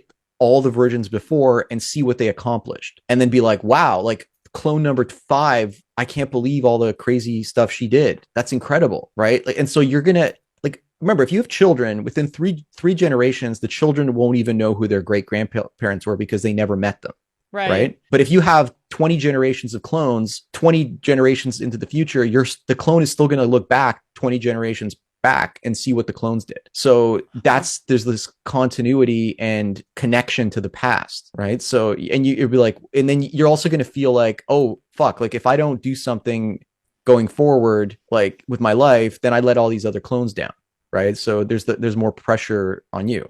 Like people are cloning their pets right now. Like there's a couple documentaries I saw online in South Korea. Like people are ordering animals, and they're getting the copy sent to them like a few months later. So it's kind of really interesting. I'm sorry. You've given me so many ideas. I'm like, I have to like think about everything Like you said I'm an today. idea factory, I right? Like know, I know. I'm I like, try to find all these things, and I'm trying to figure out how we can kind of move forward as a I want, society, a civilization. do you do debates ever? Uh, I don't do them. I'd be open to them. I don't have Okay, an I issue not doing wanna them, but we wanna start getting panels together soon, and I just think it would be so interesting to see you on with like a trad con or something, just because you guys are so, I don't want to say opposite, but like imagine you a trad con and like a liberal, a good you combo. see, the thing is, people kind of fall into silos. Like they get into this like entire worldview, and they sit in the worldview, and they refuse to like change their point of view. Like Yeah. I'll give you like one good thing about Jordan Peterson is he's a trad con for the most part. But once in a while he like breaks out of it, and he starts to think about things, and he's like, oh no, like what are we gonna do? Like he was talking about sex robots. and AI. So like AI girlfriends are now becoming popular. Hmm. And then he's like, well, what happens in 10 years or 5 to 10 years when AI girlfriends and sex robots are combined? What's that going to do to the society? I'm like, oh, that's going to collapse fertility rates below one. Like that's going to destroy marriage permanently. So we have to figure something new out. And he's like, I don't know what that means. I go, you know what it means. It means that traditionalism is over. It means that like everything is about to change. The human race needs to evolve, Yeah, and it's scary. even when I don't know if you saw, I've been in like a Twitter war with the Daily Wire. I don't know if you've seen it. They've been like, Yeah, I like people were mentioning that to me before. Like a couple of people I talked to about going on with you today. They're like, "Oh, just be careful. There's like this like thing going on with the Daily Wire and something about Nick Fuentes. I can't remember what something was going on. oh, Was the it Nick Nick, Fuentes that or was like almost a year. I did not no, no? realize that was like They're almost. just like they're just like you better be careful, and I'm like, come on, like I'm like I've talked to all kinds of people. Like The it's I don't really care. Like whatever. I'm pretty easygoing. No, I meant but I was debating cuz I just had this thought that it's kind of irresponsible to tell men to get married young with the criminal justice system being the way it is, and like the divorce laws and like having kid like not that men like shouldn't do it, but I just think you kind of got to tell them what they're signing up for, and I don't think most young men are really aware. At least that's what I gather when I interview these guys that are like ruined in divorce, is they didn't really know what they were signing up for. And so I was kind of Well, so go ahead. I think it's kind of clear like the idea of young guys getting married. Like promoted the idea that young guys should date and have long-term relationships. Hmm. You know, like do that. Even if you're going your own way, do that. Like when you're in your early to mid 20s, that's a good time to do it, you know, because, you know, women are the most attractive. If they like you for who you are when they're like 20, 25, then odds are they're attracted to you. They're not with you because of any other reason. That's a good time to do it. But young guys, their testosterone is falling so quickly. Their Hmm. testosterone rates are dropping by 2.5, 3% a year. So they don't even have the desire to have sex anymore. Right. And people are like, why, like what's wrong with these young people, like why don't they want to have relationships? It's like because their testosterone is collapsing, And they're that's not from physically strong. the Go lack ahead. of doing like hard stuff. Well, it's a combination of things. It's The like, yeah, food, it's yeah. a lack of physical labor, but it's also the foods that we eat, the plastics and the water, the Yeah. birth control pills and the water supply, the you know, like all this stuff. And this drop in testosterone is accelerating. So it's bad. Like, you know, like the average 20-year-old now has the testosterone of a 60-year-old like 40 years ago. So like by the time they turn 40, they're going to be like 80-year-olds, like with testosterone, if not lower. So and for infertility is going up and up. So eventually the only way humans will be able to reproduce is going to be through artificial technology. So having sex and reproducing will not be viable if the sperm counts keep falling. So we're going to have to use technology to reproduce one way or another if we want Wow. to maintain our like industrialized way of life. Well, And go ahead, go ahead. there were studies that said like the back in the day, like in I think Holland or the Netherlands, they interviewed military aged men and they checked their sperm counts back in the 1950s, and they found that the men who watched television more had lower sperm counts. So it's either they were sedentary, they weren't doing as much physically, so their sperm counts were like half of what the other men's sperm counts were. So yeah, a lot of it is just lack of physical activity. And also, like, I know people now in their 30s and 40s that have cancer, that are dying of cancer, and they're like, this would have been unheard of 20 or 30 years ago, but it's people are just eating really bad food and they're becoming extremely they're living extremely sedentary lifestyles. They're walking, they're not exercising, they're not doing anything. Yeah, it's like, and this is before COVID. So you know, people are like, oh, it's a conspiracy with COVID. It's like, no, this is happening before that. I was gonna say about Jordan that Peterson though. Yep. I kind of my conclusion, which is a little different than yours, was that we really aren't gonna see marriage rates come back until you switch the laws. Now I'm thinking that wouldn't even fix anything. No, because people are getting their attention and their dopamine like from porn and from technology, like what do you call it, like their phones, right? So like there's this interesting psychologist, Sam Vaknin. He's one of the foremost authorities on narcissism, and he says like he'd sit there in an airport and he'd see this like hot couple in their 20s and they're sitting there and they're not even talking to each other. They're just on their phones. Like to them, they don't even exist to each other. They're getting more dopamine from their phones than they are from each other. And if that's the peak of attractiveness and sexual beauty, and they're like more interested in their phones than each other at that age, it's like we can't outcompete that. Like the dopamine you get from the phone is way more than you can get from a relationship. So, and that's just going to like atomize society, and people are going to like separate more and more. So marriages can't survive when everyone's on their phone. It just doesn't work. And then but even the people that put their phones away, the issue is their kids are still growing up in this society. Yeah, like I mean, Yeah. I grew up before the internet, and when the internet came in, like I was with the early generations of adopters, and I was using the internet to like communicate with people and then connect to them in the real world. These younger people, they don't see the real world as real. The internet is more real than the real world to them. So they live their primary existence in cyberspace, and then their secondary existence is in the real world. So it's kind of hard to like build relationships when all of your Yeah. relationships, your primary relationships, are online, right? Like how do you you can't, like you're stuck. Your like world is online, and you're like, Yeah. that's your world. So how do you have a marriage on the internet unless you marry someone on the internet? Like maybe you have an internet marriage. Maybe that's something you should try. Like, I met a guy that did that. He was married and he didn't meet her ever so yet. let me She let was me like, let me yeah. propose an internet marriage between you and me. Like we'll have an online wedding ceremony. And like,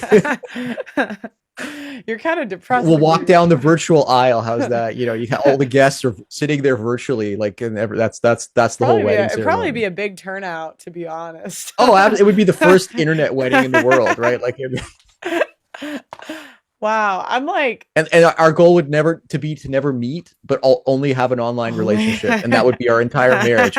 We could have children virtually through, we could sense. have like a AI child You that would know, basically like need attention. the eugenics people or whatever, they say I have good stock. I don't really know what it means, but they're like, that crowd is like Pearl's like good stock, good like You could get breeding. behind a, I a guess the horse and red cow and plow the fields, right? That's what yeah. they mean, right? No, I said I think they have like something about red hair being like good to them. I don't get it. It's not my thing, but I guess they like the redheads. Yeah, I mean, I love the criticisms that are like levied against you. People are like, oh, like Pearl, like she's just not the traditional beauty. I'm like who cares? Like that's your criticism, like that she doesn't live up to your I beauty was like, expect myth. well, yeah, I was like, I was trying to be hotter. Like, I can't help it. No, I but was but the thing like, is, your appeal is the fact that, like, there's all these things, like you're probably seeing these memes on Twitter, and they're like, oh, like the guys want the woman that's the mid. They don't want the super high attractive yeah, woman. They want the average woman. And I think that appeal is what has led to a lot of your success, because you're approachable, right? Like guys who see these like super hot influencers, and they're like, I can't talk to her. Like she would never talk to me. I couldn't see myself with someone like that. So it's like the more beautiful you get, like in terms of traditional like beauty standards, the less appeal you get, because guys start to turn away from that because they see it as superficial, right? huh. So I should thank my parents then. Thank you, mom and dad. There you go. Well, But this is probably the most thought-provoking interview I've done in a while. And I really think that it's kind of depressing me because I don't think you're wrong. Like that's the worst. I but don't what is depressing you about it? Is it just the fact that things have to change, or like it, what is depressing about it? This is what I think it's exciting, because all these new things are happening and the world is changing, and it's good. I don't know. I don't like the idea of like, I'm a Catholic and I wouldn't, I'm not like a diehard or like they always try to like have me measure it or whatever, but I don't know. I'm like a normal Catholic. And I feel like sometimes when you're playing God, I don't know, it's just like bad. And so I just don't like all this technology where you're literally like playing God. I think the idea of like a virtual relationship sounds really depressing. Yeah, so I don't think like that world sounds like good to me, but who knows? Maybe people think the world I grew up pressing, like of the past. Well, I'll give you an example. So back, I don't know, like a few hundred years ago, if you had a gallstone removed, like the surgeons created like gallstone procedures to take the gallstone out, you were in pain. And the church was complaining about this. They said, like, this shouldn't be allowed. Operations shouldn't be allowed on people because you're taking God's souls away from God. You have to just let these people suffer and die, right? And people were like, no, this is crazy. All we have to do is do this like surgical procedure, remove the stone, and the person is perfectly fine. And so that was a technology that pissed off the church because it basically made people live longer, right? So new technologies always piss off the past groups because they don't understand. It's almost like they don't want things to get better. They want to stay where they are because change is difficult, right? Like they want to kind of be stuck But do you and think it's have. better like a virtual relationship, like testosterone levels dropping, being like everyone's get fat? Does that sound better to you? Okay, it's not better, but I look at like all of these things, like I look at the knowledge base we have, and like for me, I'm thinner now than I was when I was in high school. Yeah. I have all this technology, I have all these access to all these amazing doctors online that I never would have had access to like 20 years ago. So it's improved my life. But for the majority of people, they're just addicted to fast food and they can't stop. Oh, so you see it as the people that like want to use it in a good way will, and the people that don't won't. Yeah, so the people that are like keeping up with this are actually like benefiting, but the majority of people, they don't have the time and they don't have the motivation to do anything new and original. They're just lazy. Most people, 99% of people are lazy. Yeah. Unfortunately, that's just the Yeah. way it is, right? Well, Like you can't, like how do you motivate people? Like like I know people spend, they go and see Tony Robbins and they spend like thousands of dollars to motivate themselves. They feel great for a couple days and then they're like, I need another motivational speaker, right? And it's like, to motivate yourself, you have to motivate yourself.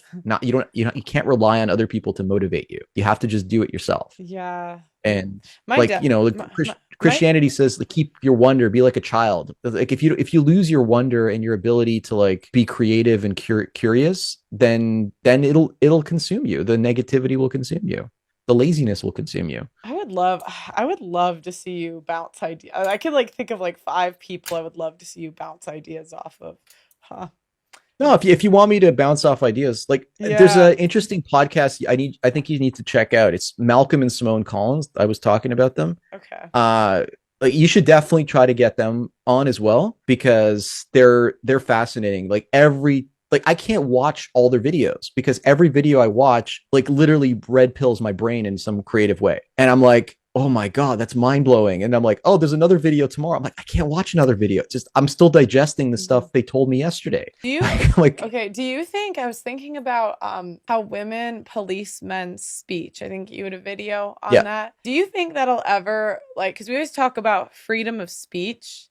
And I believe that really all these limits on speech is just women telling men how to talk. yes, And it yes. actually really irritates me because I feel like I take a lot of heat in these spaces and I don't bitch or what. I might like make jokes or whatever. But like, I'm like, all these chicks just, it's like they want to be in a man's world, but they won't take what comes with it. It just bothers me to my soul. Just like, then go home, go to the kitchen, Well, whatever. what And happened was go ahead. the internet was the first time men really had men had men's spaces back in the day. Women infiltrated them, they invaded them, they changed them. Like there's a video I did a long, long time ago called I think Women Invading Male Spaces. It was one of my first videos, Mhm. and how women shut down coffee shops because they didn't want men talking to each other in coffee shops.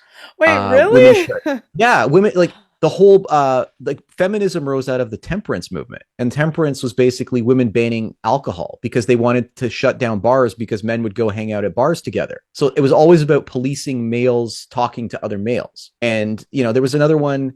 There was a bachelor's club in New Jersey, an article like back in 1920, 21. I found this article a while back, and it was like women were shutting down this bachelor's club because it was all men who were like divorced, who were like getting together and talking about how bad women were. And this is in 1921. And so it was like MGTOW Club back in 1921. And these Wait, women no were way. like, yeah, like there's an article that came out, like, and I just discovered this, and they literally one guy, one of the members was a police officer, and they went to his like police station and they said, did you know that your sergeant over here is going to this men's club and you shouldn't allow this and blah blah blah.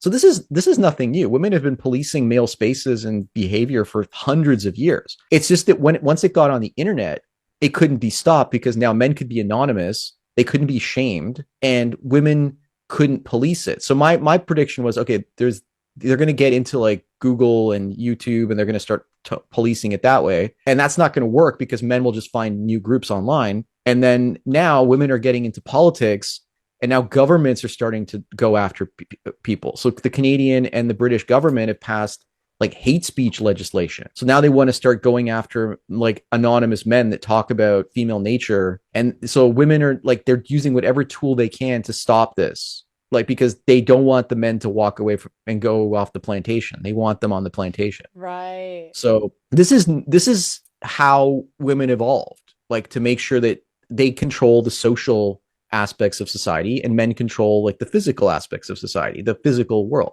Mm-hmm. And so those two things would kind of counterbalance one another. And now those things are out of whack because now men have their own social spaces that can't be fully censored. Or if they get censored, men just go someplace else. And so it's like you have to play a game of whack-a-mole. I don't know if you remember this game called whack-a-mole as a kid, where the moles pop out of the ground. You keep hitting the moles and they just keep coming up and they never stop. They just get faster and faster until you lose the game. And that's where we're at like now with like governments and women trying to censor, because men will just get VPNs and they'll access something from like another. So you can't stop this. Like the red pill is out there. It's never going to be stopped. So how do you as a woman control men and male behavior?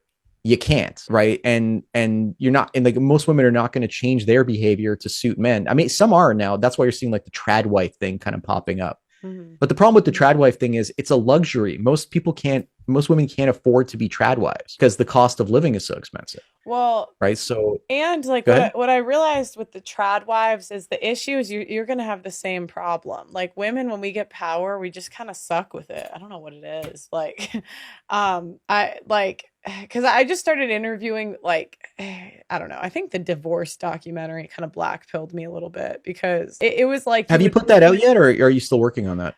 I am still working on it. It's probably the next like 6 months. There's so many ideas I want to go over, and I'm having a hard time. You do such a good job of making everything concise. I tend to go on tangents a little bit too much, and I've been trying to figure out a way to like make it shorter, if that makes sense, and like more concise. Well, I've given people, like, I've basically promoted YouTubers, like Think Before You Sleep is one of them. Like he's pretty big. And like I kind of promoted him on my channel in the beginning. I gave him some ads and I also gave him some advice. And I said, like, he's like, how can I get more views? And I said, like, just write everything out, script your videos. Because if you start writing, it changes the way you think, because you start using less and less words to get points across because you don't want to write as much. You're like, oh, I want to get this point across, but I don't want to sit here and write all day. So how can I get this across in like, a paragraph? And so the more you write, the more your brain is going to start using less and less words to get the point across. And so, but people say, oh, you write too much. It's like, well, that's what helps me think. Yeah. So if you started writing stuff down, or if you had like a team of writers or somebody, like if you had a writer's room, right? Like, and they could just write things concisely for you. Yeah. Then that would allow you to kind of clarify the points a lot better. Yeah. Cause right now I have so much content I filmed for it. And I'm like, how do I put this shit together? Like I'm such a like creative that I'm a bit of a scatterbrain. So I'm like, no, that's fine. It's just, you have to kind of like, what are you trying to accomplish with it? I think that's the biggest thing. I more just wanted to like the documentary is going to be about me like kind of trying to figure out why men are walking away from marriage and just go over like what I found. So I kind of want to go over like just how the false accusations, the balance of probabilities, how they expand the definition of things. And I'm trying to go through like each one of those and then give examples of like, and then I want to show like the men that I've interviewed that have been like affected by this sort of thing. But that sounds like an MRA documentary that was made about 7 or 8 years ago now, by Cassie J. It's called The Red Pill. Yeah, I've seen it. Yeah.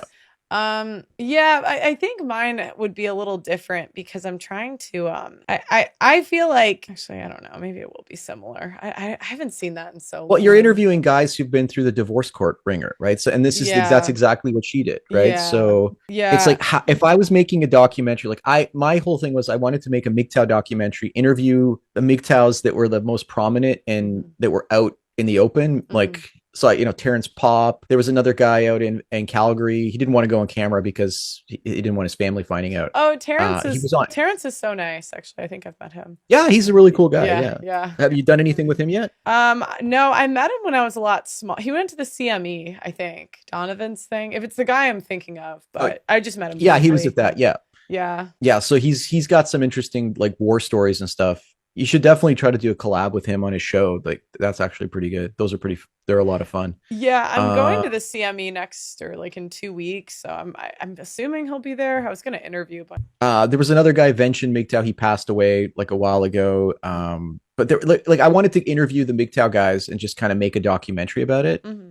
But the problem was either didn't want to go on camera or there just weren't enough of them that were willing to do it. Mm-hmm. So and again, it would just draw a lot of attention. And here's another thing: if you make a documentary, it's hard to monetize because if you put it out there, people are just going to copy it and like share it online. Mm-hmm. So it becomes a lot more difficult to like make money. I know people who made documentaries and they went bust because they spent so much on the documentary and they didn't make their money back. So like I don't think that's going to be an issue for you, but I'm just saying like a lot of people are like that's kind of how they have to think about it. So writing books, making movies is not as lucrative. It's more of like a prestige thing now as opposed to just like a thing that people do to make money. Yeah, I don't know. I haven't gotten that far yet. I've just started the interviews.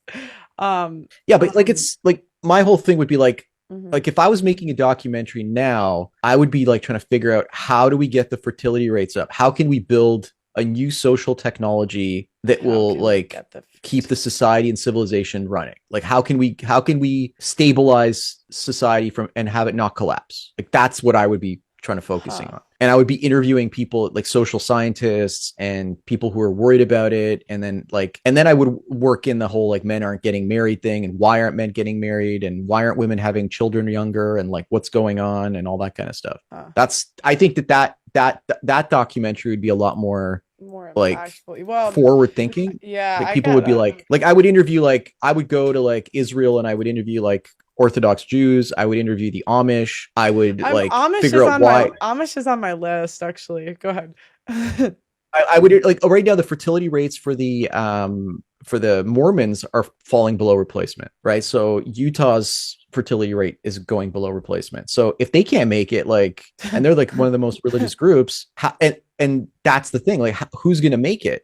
Right. I would interview like Malcolm and Simone and like go to their house and I'd be like interviewing them and I'd be like, okay, how do we create a new social technology that's going to get fertility rates back up? Right. Oh. And that's what I would be searching for. I've honestly, before this, I kind of thought that women shouldn't vote was the answer, but But it's not. you've changed my perspective a bit, Sandman. Yeah, like the whole women shouldn't vote thing, that was something like take women's rights away. That was something that turd flinging monkey talked about back Mm-hmm. like 5 6 years ago. And Mm-hmm. everyone was like, oh my God, that's so wrong. Like, I don't think women's like my whole thing is I don't want women's rights to be taken away. I want Mm-hmm. everyone to have their rights. But I think we can solve this problem where for the most of society, most of history, men and women had to sacrifice for their children. Mm-hmm.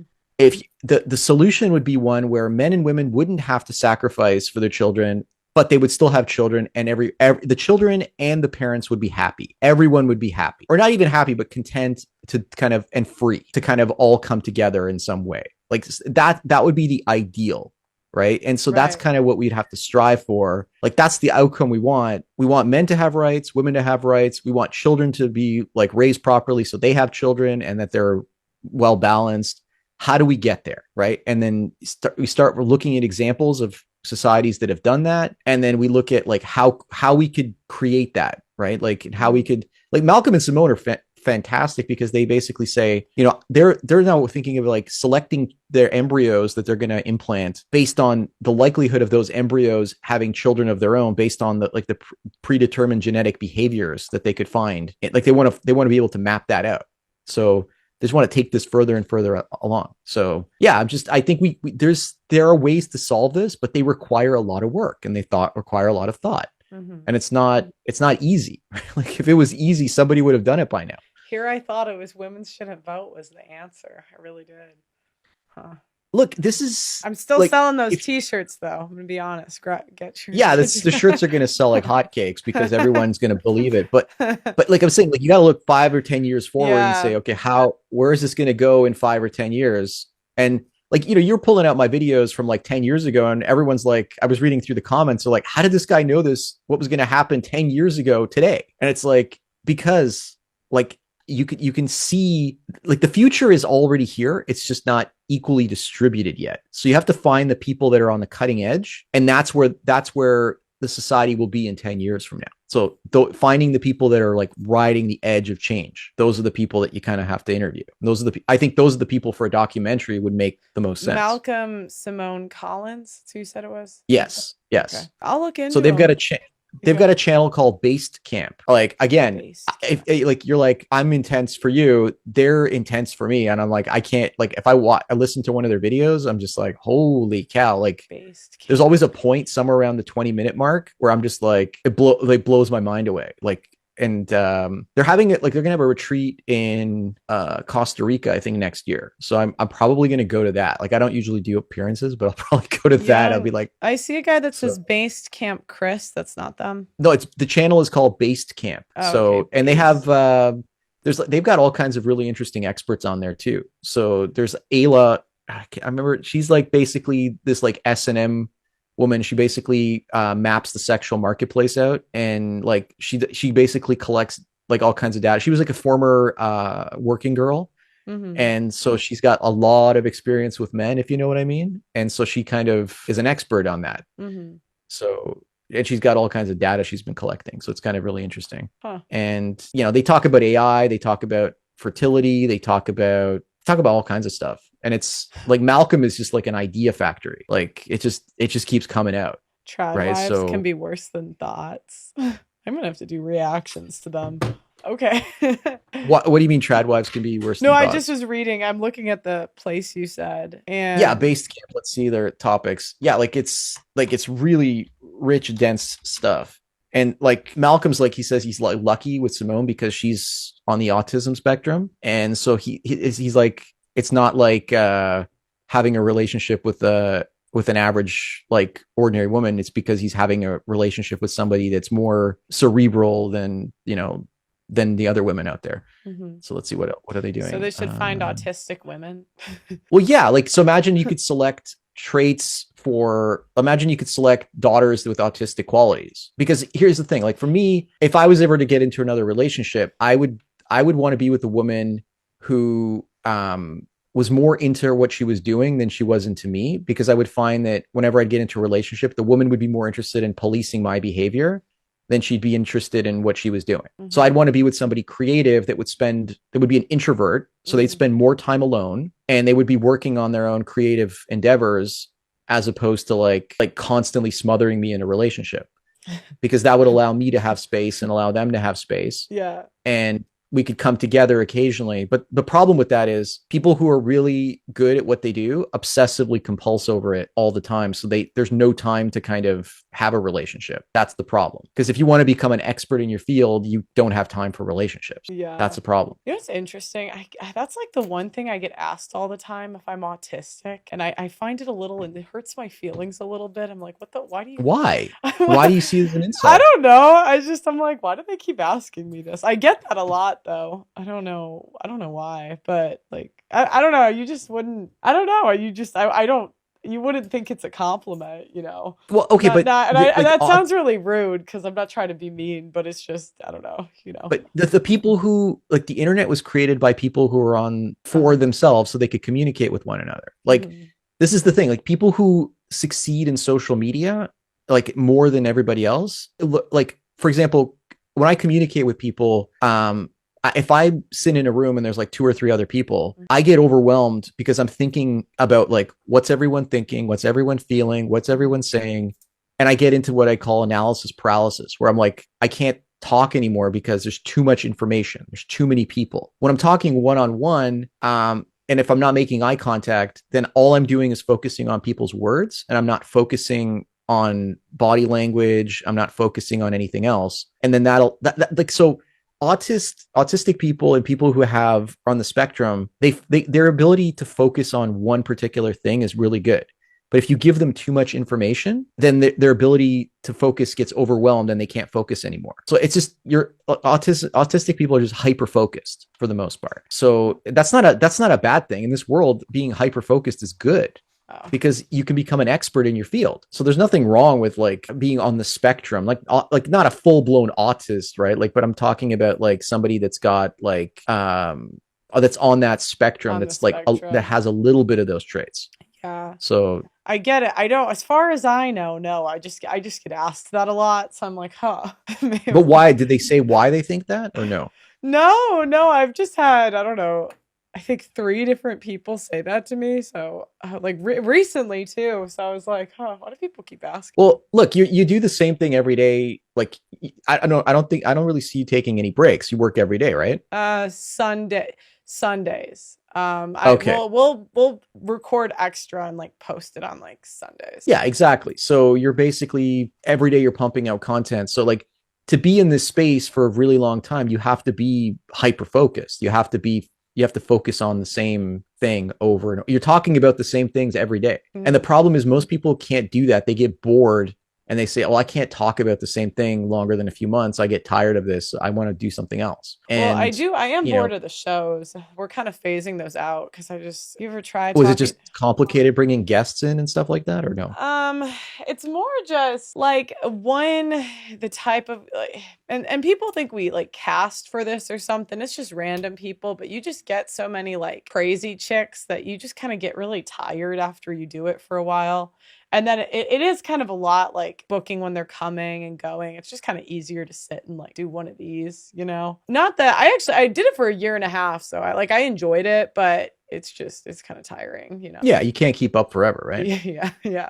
And I'm like, I just rather give my opinions or do, I don't know, talk to like smarter people. No offense to the guests. Some of them are smart, but it's Well, just, it's just it gets to the point where it's like the more intelligent your conversations get, like it might actually be detrimental to reaching a wider audience, mhm. right? Because you're going to get people that are going to be like, I don't want to talk about complicated things. It's making my head hurt, right? I Yeah, want to just yeah. see some like thought like on Fresh and Fit, like yelling on Yeah, camera, right? Like so I mean that I think there's a certain amount of appeal to just kind of like getting, bad behavior on camera that people want to see, like, and that's yeah, what the majority of people will kind of focus on.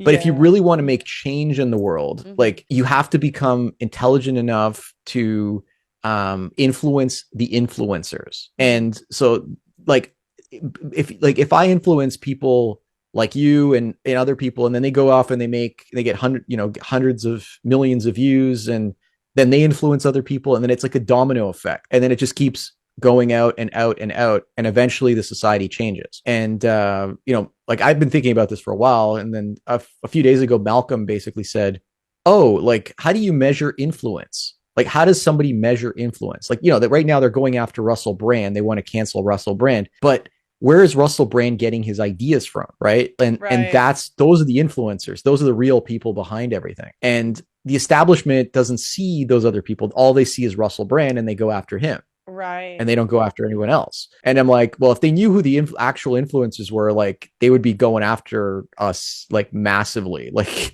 they'd be like the thought No. leaders. They want to go after the That's thought so leaders. true because what you usually see is I call them like the credit police, where because what I found was like Kevin Samuels was like a major influencer.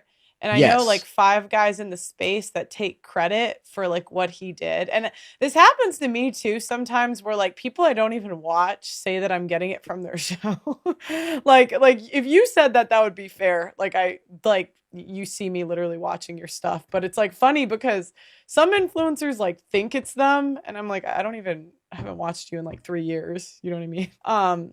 But it's interesting because I feel like there's two types of people. Like there's the type that kind of realizes where they're at and try to leverage it, and the other type like kind of gets mad, you know, and that's where you see all the infighting, you know. Well, it's all like, where did this idea come from? Who does this idea belong to? Yeah. And it's just this like pettiness, and it's like, okay, look, I will give credit to where I get ideas from. I Mhm. don't care. But I will also try to add my own ideas and thoughts to things, right? And Mhm. I think that that's like you have to stop and ask yourself, like, what do I think of this? Like, Mhm. like forget about what other people are saying. Mhm. I've listened to what other people have said. Now, what do I think? Mhm. And that was something that was like a gift that I got from this girl back in my 30s. That basically said like, it's great that you're consuming all this content and you're just regurgitating everyone's words, Mhm. but what do you think? And I thought I stopped for a second. I said, wait a minute, I have a right to have my own opinion. What? Mhm. Like, and I just kind of like then I started thinking for myself, and then I started putting things together for myself and observing things and commenting on them myself. And I think once you can start doing that, then you become an idea factory because you start seeing what everyone else's like you start to see everyone else's blind spot. And that was one of the reasons I try not to consume too much content, because then other people's ideas pollute my way of thinking.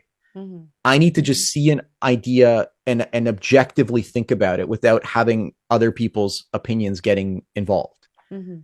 So like when I see something happening, I'm like, well, I'm like, I'm not going to go to, to Timcast to hear what, the panel has to say. I'm just going to sit and I'm going to think about this myself, Mhm. because sometimes I will reach a conclusion that's different. And then I can add that to the discussion and bring something up that no one has brought up before. Well, that's how the Crowder video, like Steven Crowder. Yeah. Yeah. Yeah. Well, it But was which video? the like abuse accusation one. You know what I'm talking about? Of the Ring Did that camera. happen recently? No, this was a couple months ago where everyone was saying he was an abuser. So it Okay. was like 6 months ago, Steven Crowder had basically like like Candace Owens reported a story of a Ring camera from his house that was like leaked of him like yelling at Oh, his this is with pregnant. his wife and all that Yeah, stuff. yeah, Yeah. yeah, Yeah. yeah, yeah. But it was like I feel like I had, because of like my background in the divorce documentary, I was like, I know what this bitch is doing. I know. I'm like, I do not buy it. But it's like I wouldn't have had that point of view if I didn't like do the documentary, if that makes sense. Yeah, I mean, right now I think things have swung in the opposite direction. Like for the longest time, it was always like women abusing men in like divorce courts and stuff, Mhm. and like the false accusations. And now there's actually evidence to support that a man is being like bad. Even when the man will self-incriminate, people still won't believe it. Like the guy will say like, I did this and I did that. It's like, no, he's not an abuser. He's not a trafficker. But he's telling you that he's trafficking these women, and you still won't believe it. It's like, oh, no, it's just the media making up What are lies. I'm like, you? Oh, that's are like the you? Andrew Oh, Tate thing is the best oh, example of really? this, Well, I took it because as Andrew Tate says, like, I got these women to fall in love with me, and then I brought them in for my webcamming business. I'm like, that is the definition of trafficking if you look at the law. And he's right. like, what? It's wrong to make people fall in love with you? It's like, if Well, you're exploiting them sexually, yes, that's what the law says. And well, you're self-snitching and you're the incriminating way, yourself. honestly, the way I looked at that though was like, okay, come on. When you hear human trafficking, you think like you're stealing women. So that's Yes. kind of why I Yes. had that point of view, because I'm like, okay, so that's not real human traffic. Like that's just a big L. That's kind of the way I look at it. I'm like, look, Okay, but like but that but is an but okay, there's L, big L. Like I would be very upset, but like L. But I think okay, like if you choose to do it, like no one put a gun to your but head. so there's a great there's a criminal lawyer. That's another interesting guess you might have is Bruce Rivers. He's a Yeah, he's a yeah, I've criminal seen him. defense He's attorney. great. I've Yeah, seen him. so he talks about all this Tate stuff all the time, and it's like I thought, okay, they're probably making stuff up about Tate, and then he literally goes through the case and he's like, this is what he said. This is the Mhm. definition of trafficking. Mhm. He is guilty, and he's saying it on camera, and you know Mhm. that this footage is going to be brought up in the trial. They're going to have it in court, and he's self-incriminating, and he's going away. Like him and Tristan Tate are going away I for like 20 years. I think they're gonna get off. You think they're gonna go to jail? I think they're gonna get off. I don't think they're gonna go Look, to jail. I don't know, but I think that like they've broken the law based on the way the law is defined. Mhm.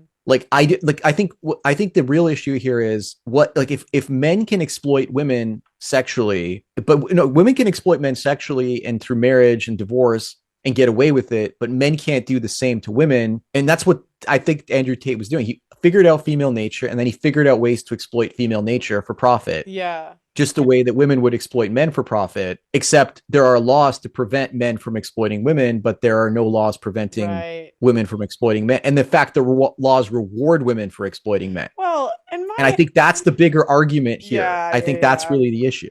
Well, and my thing was, I'm like, how the hell did you get an ex-boyfriend to let you to convince you to do cam work? Like, I'm just like, okay, like Well, look, he basically had like, okay, so they were all figuring out that this guy was smart. He was going places. So they figured, like, if I just hook up to this guy, I can let him like I can ride this train and ride his coattails all the way to success. And on top of that, he found young women. Like the one woman I think he had kids with, I don't know if it was Vivian or the other one. I can't remember the name of Mhm, her, but she was like 15 when they got together, 16, right? So mhm. he would find women that were extremely young and impressionable, and he would bond with them. So he figured out, okay, if I bond with a Is woman that in her late someone? Wait, teens. is that the one pressing charges? The Vivian chick? They have a kid? No, the Vivian one is no, the Vivian one I think is in the UK, but he has another one that he got Because I together know with the like Vivian one 16. was like a stripper. I'm like, what the? We're fighting for a I don't stripper. know, but I know the one he got together with was like 16 or something. Like he was just like barely legal, and that's the one like he basically controls, right? So that's I don't know. That's kind of what I've like Yeah, but heard I'm about. just like, what? We're stupid at 16. I was 16. Like, I don't know. I It's just not don't. about being stupid, it's about bonding, right? Like if you're with Yeah. somebody at a young age as a woman, you will bond with them more likely than if you get older, right? So like Well, it, oh, I totally agree. I would just say it's an L. Like, I just think like, come on, you picked to do can't like, okay, at 16, you decided to hook up with a multimillionaire. He got you to do cam work, and now like, I just, I don't, but she I'm not. bonded with him. Like again, he would prey on these girls that were straight out of high school. Like a lot of the ones that were just straight out of high school because they could still bond with the guy, right? So I think that that's part of the strategy that they used. Like there's all these videos of him talking about his strategy. Hmm. And that strategy is sexual exploitation. It's not trafficking, like the traditional definition of trafficking, like you mentioned, Yeah. but it's a definition that has to do with Right. like Well, sexual yeah. exploitation, Yeah, I coercion, just and lying to basically sexually exploit someone, which is what he's doing, right? yeah, I just kind of look at those all as like feminist words. Like and this is just kind of how I see it, where it's like you got all these words to just make like to me it's just like the chick made a stupid decision. I'm not saying what he did was right, but I'm like when I was 16 I was playing volleyball. These chicks decided to go do cam work for a multimillionaire. People make different Well, choices, like I what just he don't would do got. is he would go on Instagram and he would contact girls that were straight out of high school, Mhm. and then he would fly them out and like woo them, get them drunk, and then convince them, right? Yeah, but Like you that's what he chose. would do. But like in my head, I'm like, you chose to go. Like, like this is just how I think. Cause I'm like, I But just that's the feel like same thing as like saying, well, you as a guy, you chose to marry her, so now you're stuck getting divorced and divorce no. raped, and Well, your I life is would. done, Well, right? I would somewhat agree if the guy like. I don't really see it as the same thing because I think back to myself at 16. I'm like, I wasn't doing that stuff. So why are you guys like? Where are your parents in this? Like, why are you guys getting on a plane to Romania? But Yeah, well, he's more looking for the 18-year-olds. Yeah, but the 16-year-olds is the one he made a relationship with, right? So that's like and I think that's he kind of weird, but it's like it's legal. It's it is legal. weird. It's legal, right? It's like, Yeah, yeah, yeah. yeah. So I'm not here to say like that's a good dating decision, but do I think it's worth human trafficking? I would Well, disagree. but based on the legal definition, it fits, right? Well, That's all that yeah, matters in and the court that's of law, the right? well, that's they just expand, but that's like the same thing as like, when I hear these guys that like get emotional abuse accusations. I'm like, I guess technically it falls under it, but like, Well, what that's is kind of nagging? Nagging is emotional abuse. I know, Can but I claim that? this is my point though. I know this is my point. It's like, so they expand the definition and then they kind of gotcha on the men, and some of them are doing sure immoral stuff, but I'm like do they deserve 20 years for human trafficking? I would argue Well, no. look, it's I agree with you. Like he's playing the system. He's playing these women who would have played some other guy somewhere else. But like they also recognize that he's influencing a lot of young guys, Mhm. and they don't want that. So that's one of the reasons they're also going after him. So Yeah, no, this I is like know. It's like a like multi, they it yeah. probably would have slid if he hadn't become so big, right? Like this never would have Yeah. happened. Yeah. So it's a combination of things, right? Like, so now they're like digging up every man's past. It's like, how do I know that somebody's, it finds out who I am and then goes back and asks ex-girlfriends, like, did he do anything? And they're like, yes, he did. It's like, but I didn't do any of that. Well, prove it. And then all of a sudden I'm going away for 20 or 30 years off of just like somebody's false accusation. That's ridiculous, right? Yeah. With zero proof.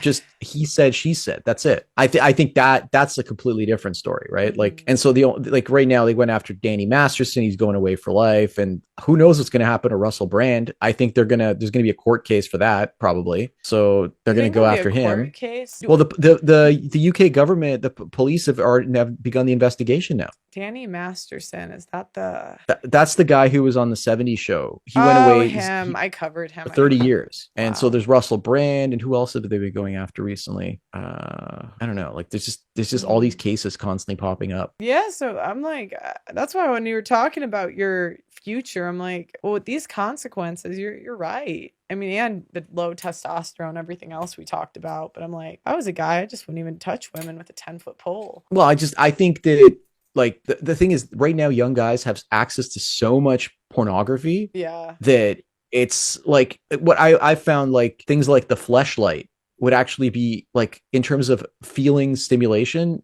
it's in some ways better than an actual vagina, which is kind of crazy because like we're going to create technology that's more sexually stimulating than actual sex. So why would anyone have sex if all of a sudden there's technology that does it better, right? Like I think that that's kind of the direction we're heading in. And then all of a sudden people are going to be like, well, like a vibrator. Like women use vibrators because they get something that could never get from a real person. But I Uh, mean, even if you don't use it, I'm just saying like a lot of women do because yeah, I like know, I know, I know. I'm not dumb. Yeah, I'm not saying you said that, but I'm like, this stuff is future's gonna be weird. I have to go though.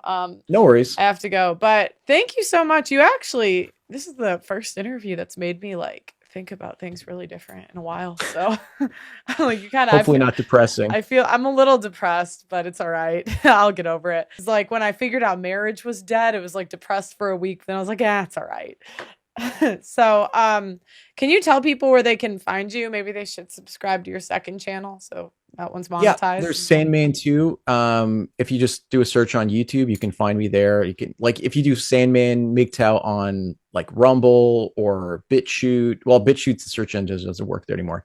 But yeah, like YouTube, Sandman 2 is probably the best. And if you want Rumble, it's just Sandman MGTOW. You can find me there too.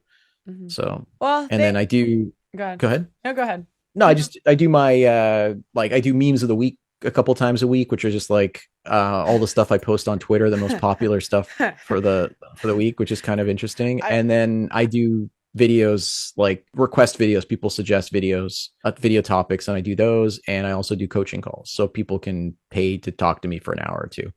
I retweet you a lot on Twitter. The Twitter Yeah, stuff I is see you on there funny. too. You're like, yeah, there's a lot of funny stuff there too. Yeah. Okay, so guys, make sure you subscribe to his channel. I'm gonna put you on our list for like panels. We were gonna do some virtual ones. I think it'd be really interesting to hear some of your ideas, like with other people. Like I just think it'd be really interesting. So, cool. Is that all right? Yeah, that's cool. Okay.